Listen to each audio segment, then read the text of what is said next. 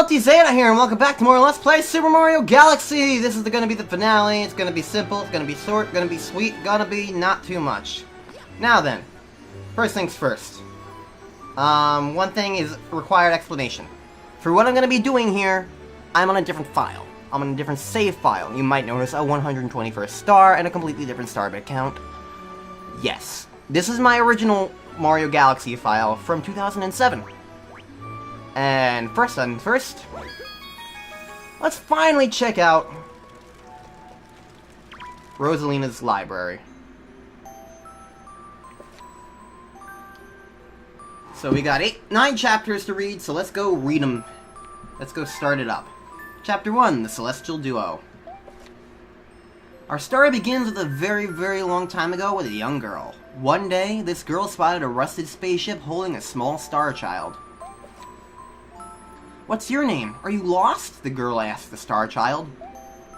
"I'm Luma, and I'm waiting for Mama. She's coming for me on a comet," said the star child, who had been waiting day and night. "Don't worry, I'll wait with you," the little girl promised Luma. At nightfall, the little girl borrowed her father's telescope and peered into the sky. She looked and looked, but she saw nothing. Hours turned into days and then years, but still the sky revealed nothing. Finally, the little girl sighed and said to Luma, "If we stay here looking much longer, I'll be an old lady soon." But then she had an idea. "Why don't we go out there and find your mother ourselves?" The little girl and the Luma fixed up the rusty spaceship, and then the two set sail into the starry sky. And this is how the search for the Celestial Mother began. That sounds a little bit familiar to something we just saw, didn't we? Starbits. Days passed with no sight of the comet, or even a single planet. Instead, asteroids extended for as far as the eye could see. "If I had known it was going to take this long, I would have packed more jam," said the little girl, above the rumble of her belly. Before they left, she had packed all the essentials: telescope, butterfly net, stuffed bunny, bread, milk, jam, and apricot-flavored tea. But I forgot to bring water! At this, Luma burst into yells of laughter, and the girl began to pout.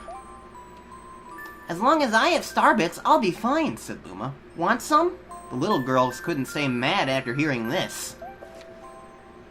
Luma continued to laugh, and the girl couldn't help but join in. "Alright, maybe just a nibble." Leaning far out of the ship, the pair began to collect starbits with the girl's net. They almost fell out a few times, but they kept on collecting. The starbits tasted like honey. Chapter 3, The Comet. A beam of light pierced through the ship's window. Thinking it was the morning sun, the girl peered through the window, only to find a turquoise-blue comet shimmering at her. The little girl shook the sleeping Luma awake and shouted excitedly, "We have to get to that comet!" The pair descended on the comet, and they found that it was made of ice. They looked high and low, but Luma's mother was nowhere to be found. Exhausted, the little girl sat down with a flop, utterly unable to take another step. "Look!" Peering down at the icy ground where Luma was pointing, the girl suddenly noticed clusters of starbits encased in the ice. "Pretty good, huh? Finding starbits is my specialty," said Luma, beaming. "There's ice here, but it's so warm, I'll bet there's water here too." The two decided to stay on the comet for a while. Riding the turquoise comet, the pair continued their search for Luma's mother. Chapter 4, The Dream. One night, the girl dreamed about her own mother. "Where are you going?" she asked her mother's retreating back. Without turning, her mother replied, "Don't fret, dearest. I'm not going anywhere. I'm always watching over you, like the sun in the day and the moon in the night. Shut up, battery meter." A wave of sadness washed over the girl. "What about when it rains and I can't see the sun or the moon?" Her mother thought for a moment before responding. "I will turn into a star in the clouds and wait for your tears to dry." When she awoke, the girl's face was damp with tears. "You have starbits in your eyes," said Luma to the girl. Wiping her face, the girl replied, "These are tears, not starbits. I'm crying because I'll never see my mother ever again." At this, Luma began to cry too. "Mama, oh Mama, ah!" The pair traveled through the starry skies, and though they encountered many other comets, not one of them held Luma's mother. Luma was despondent. Now, Luma, the rain clouds won't go away if you keep crying, the girl said, giving Luma a squeeze. I'll give you a present if you stop. The girl closed her eyes and said gently, I'll take care of you. With these words, she felt a small spark in her heart. Chapter 5. Home. The kitchen will go here, and the library will go over there, the girl said busily to herself. We'll put the gate here. Ever since the girl took Luma under her care, she'd been bustling about at a feverish pace. It's a lot of work, but it's worth it to make a happy home. It turned out that starbits weren't the only things buried in the ice. There were tools and furniture unlike any they had ever seen, and the girls used them to build them a home. Looking at the completed house, Luma remarked, Don't you think it's awfully big for just the two of us? With a library, bedroom, kitchen, fountain, and gate. It was certainly spacious, but still, something seemed to be missing. Maybe a terrace or an engine room, probably even a garden. If only my father, brother, and mother were here, the girl said wistfully. Indeed, the house was too large for its two small residents. That night, clutching her favorite stuffed bunny close to her heart, the girl fell asleep in the starship. Chapter 6. Friends. Then, one day, while the girl sat sipping tea, a tiny apricot-colored planet appeared on the horizon. From the planet, another Luma of the same color emerged. Do you two know each other? The girl asked the two Lumas gleefully. Despite the girl's excitement, they seemed uneasy. The two Lumas neither drew closer nor backed away from each other. Instead, they just stared. Then one Luma broke the silence. My mama! At once, the apricot Luma parroted back, My mama! My mama! My mama! My mama! The two Lumas began to dance around the girl frantically, and neither showed any sign of stopping. The girl was so charmed by this adorable scene that she couldn't help but laugh, and that's when something very strange happened. Suddenly, more Lumas began to pop out from the apricot planet. They were all different colors, but they all shouted the same thing. My mama! My mama! The sight of all the shouting Lumas only made the girl laugh harder. What am I gonna do with all these children? The Lumas just stared blankly as she doubled over laughing. I guess we'll have to name each and every one of you. Tomorrow, once she had finished naming them all, she would begin moving all the Lumas into the new house.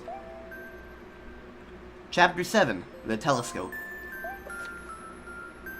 After seeing their 100th comet, a sudden thought popped into the girl's head. I wonder if my home planet is still as blue as it was. That's when she remembered her father's telescope. Peeking into the telescope, a tiny blue dot floated into sight. It was smaller than the starbit. How strange. It's so far away, but it feels so close. She twisted the knob of the telescope, and the blue dot grew until she could make out a grassy hill dotted with flowers. It seemed very familiar to her. Zooming even closer, a terrace on the hill came into view. I used to go stargazing there when I lived on my home planet.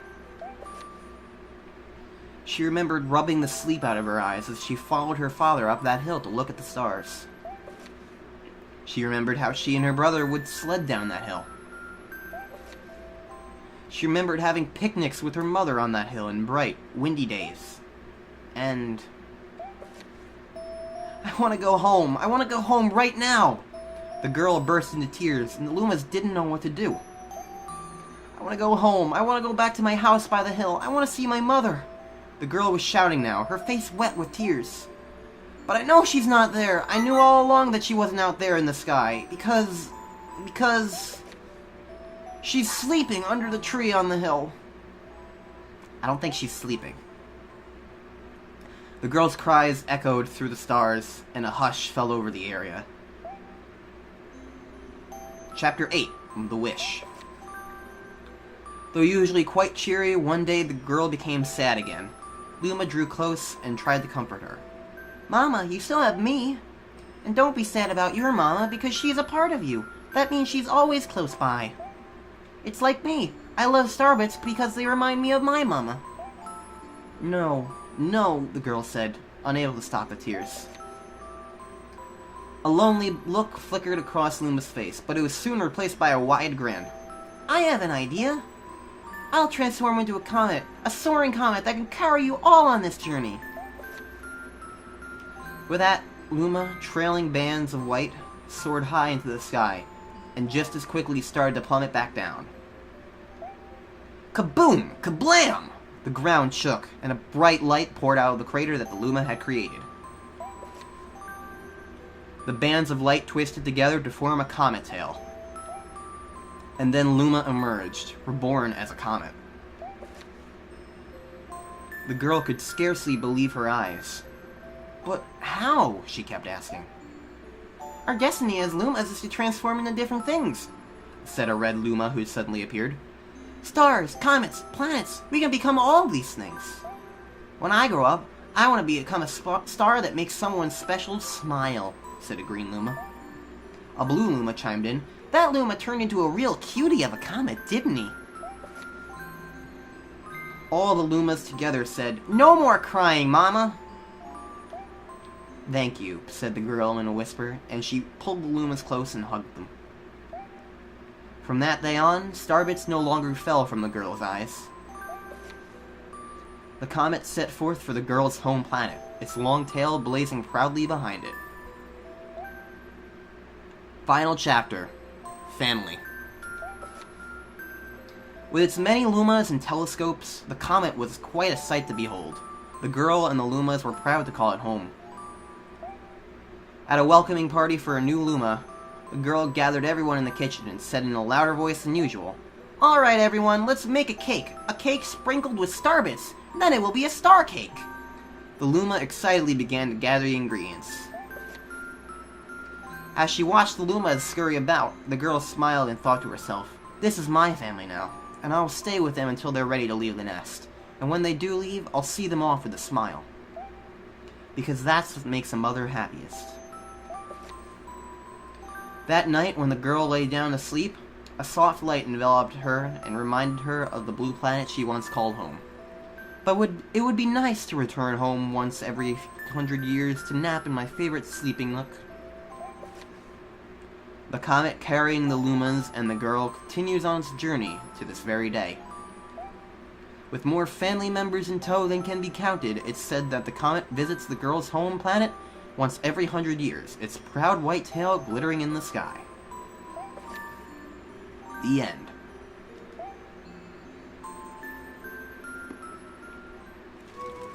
And that's Rosalina's storybook.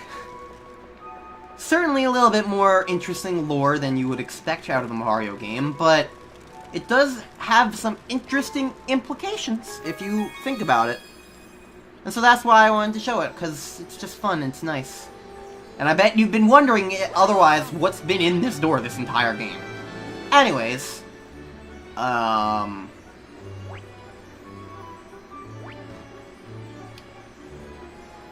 okay, so, I had to think about where I was going. I had to remember where I needed to go. When you get 120 stars as Mario, and beat Bowser, then you're able to go back through the entire game and play it as Luigi. That's basically what happens there. If you get through the entire game as Luigi with all 120 stars, you unlock one extra star for both Mario and Luigi. Over here. The reason why I'm showing this on my completed file, not my new file, is because, again, I don't want to go all the way through the game with 120 stars again as Luigi. So, there's a new Luma here on the Trial Galaxy's planet. Want to go to the Grand Finale Galaxy? Well, that certainly sounds grand. Okay, then. Well, let's go see what the Grand Finale Galaxy has in store for us. The Star Festival. Well, this looks familiar, doesn't it?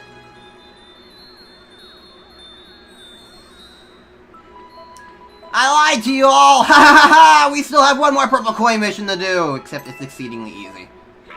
Everything's quiet on the home front! Mario, you're the last to arrive! So this is a really easy mission that's just basically kind of like a cute little reference to the beginning of the game with a lot of people. Look, those stars! The glorious Toad Brigade is back! Did you hear about their heroic deeds? They're just amazing! Oh, there you are! We were waiting for you! It's a festival! A festival! Good evening, Mario! Welcome to the Mushroom Kingdom! No, this is the grand finale galaxy, didn't you hear? Have no fear, we've secured the area! What do these bees have to say? What's the buzz? Sweet, sweet vacation. The Toad Brigade should be in the castle garden! Whoa, check out the view! It is a pretty nice view now, isn't it?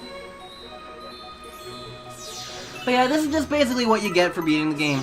It's nice, quite simple, really. Did you hear about the Toad Brigade's commendation? I'm sure the captain will tell you all about it! Evening! I like these toads. What do you have to say? The Queen says hello! I can't believe you're the famous Mario! Can I have your autograph? No, Mario doesn't give autographs. He gives hugs. Wowie! Check out all these falling star bits!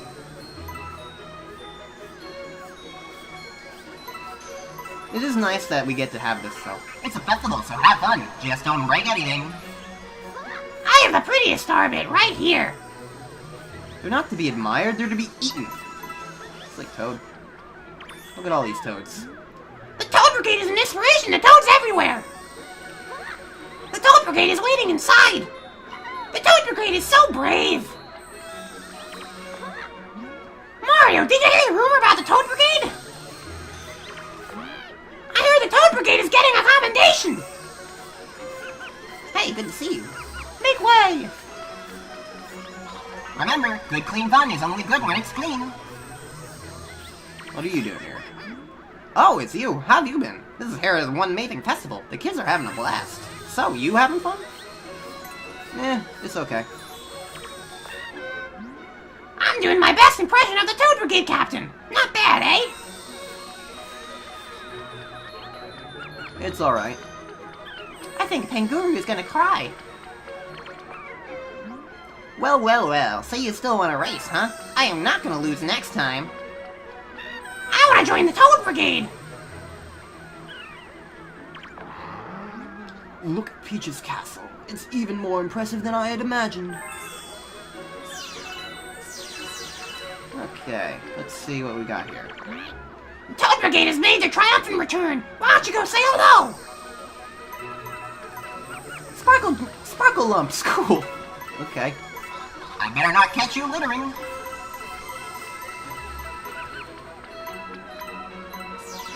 And we're pretty much almost done here now. The captain's right over there. Go ahead and talk to him. Mr. Mario, you gotta hear this. We did such a good job they're promoting us to Royal Guards. With me as the Royal Guard Commander, no one will ever kidnap Princess Peach again. Never. Koopas, Boos, giant overgrown moles, whatever. Bring it on. My throat is starting to die from all these toads. Did they really promote that guy to Royal Guard Commander? But the leader is the least brave of them all. Midnight snack. Gosh, I'm the Royal Guard. I don't know if I should salute myself or not. Well, now I just got one long line of coins. Look at all the star bunnies! So many star bunnies! Star Festival Star Bunnies? Yes, I'm sensing a connection here. We know who the real heroes of this story are. Look at the shooting stars. Starbits are falling everywhere. I've never seen anything like it. They'll race again soon, right, Boing? Nah.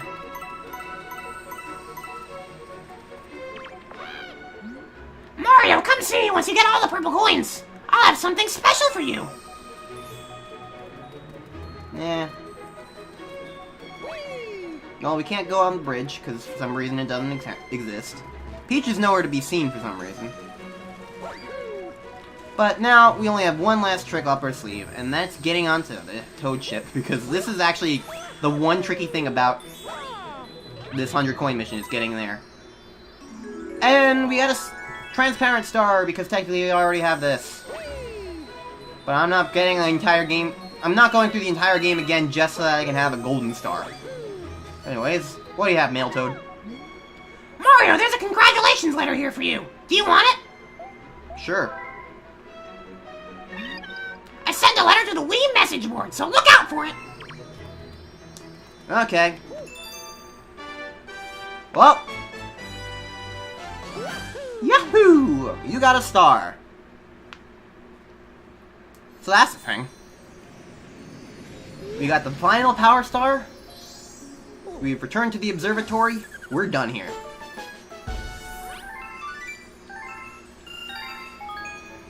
So, now then, let's go check out the Wii message board. Because we gotta check out our congratulations letter.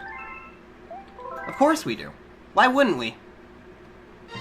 So while I go and do that, I think it is worth noting, what am I gonna do now? Cause now Mario Galaxy 1 is done. However, you're gonna be pleased to know, I'm moving on to Galaxy 2. Quite possibly immediately. So, look forward to that. Now then, dear Mario, congratulations. We would like to send you a galaxy-sized thanks for saving all the power stars and playing to the very end. Until next time, the Super Mario Galaxy staff. Complete with a picture of Mario, Peach, and some Lumas.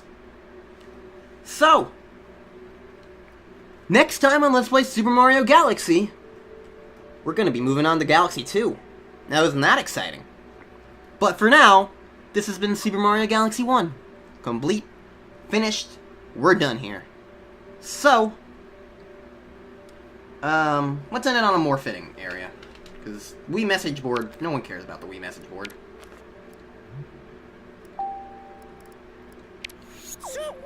So, thank you all for watching. Thanks everyone for showing up for these 28 episodes. Appreciate it. But for now, I'm signing out. I've been Ultizeta, and thank you all for watching this Let's Play of Battery Meter. See y'all next time. See y'all next time. I'm signing out. Goodbye.